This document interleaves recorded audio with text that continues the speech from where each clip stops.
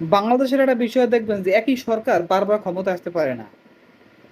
যদি একবারের বেশি দুইবার ক্ষমতা থাকতে গেছে, তখনই তাকে স্বৈরশাসক হয়ে ওঠা লাগছে, তখনই তাকে আইন বহির্ভূত কাজ করা লাগছে। সেটা আওয়ামী লীগ বলেন বা জামাত বলেন অথবা এরশাদ বলেন। এরশাদ যখন সে প্রথমবারে ক্ষমতা আসার পর দ্বিতীয়বার যখন সে ক্ষমতায় আসার চিন্তা ভাবনা করছে, তখনই তাকে স্বৈরাচার হয়ে ওঠা লাগছে। কারণ বাংলাদেশের জনগণ একজন ব্যক্তিকে বারবার ক্ষমতা দেখতে চায় না। মানে একটানা 5 বছরের বেশি কোনো রাজনৈতিক দলকে বাংলাদেশের জনগণ ক্ষমতা দেখতে চায় না। এর পেছনে আসলে কারণটা কি? এর পেছনে একটা বড় কারণ হলো যে রাজনৈতিক দলগুলা বাংলাদেশের জনগণের সাথে বারবার প্রতারণা করছে।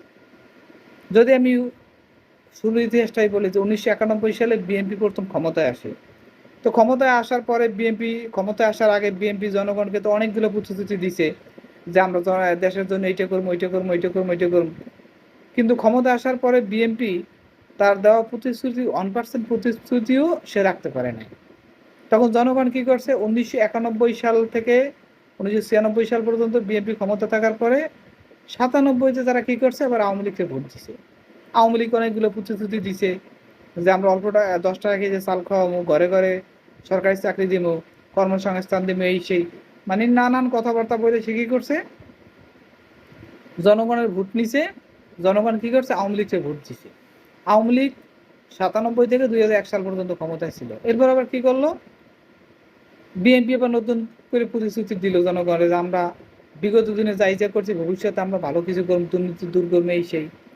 আবার কি করলো, জনগণ বিএনপিতে ভোট দিল। বিএনপি 1991 সাল থেকে 1996 বা 97 পর্যন্ত ক্ষমতায় ছিল। বিএনপির দেওয়া 1% প্রতিশ্রুতিও তারা রক্ষা করতে পারে না। জনগণ আবার কি করছে, আওয়ামী লীগকে বাইছে নিচ্ছে, আওয়ামী লীগকে ভোট দিচ্ছে। আবার আওয়ামী লীগ ক্ষমতা আসার পরে কি বলছে, যে ঘরে ঘরে সরকারি চাকরি দিবে।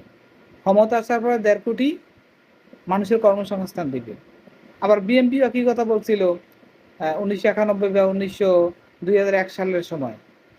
তো দিন শেষ কি, রাজনৈতিক দলগুলা বারবার বাংলাদেশের জনগণকে উন্নয়নের গল্প শোনায়, কিন্তু ক্ষমতা আসার পরে দেশের জন্য তেমন কিছু করে না।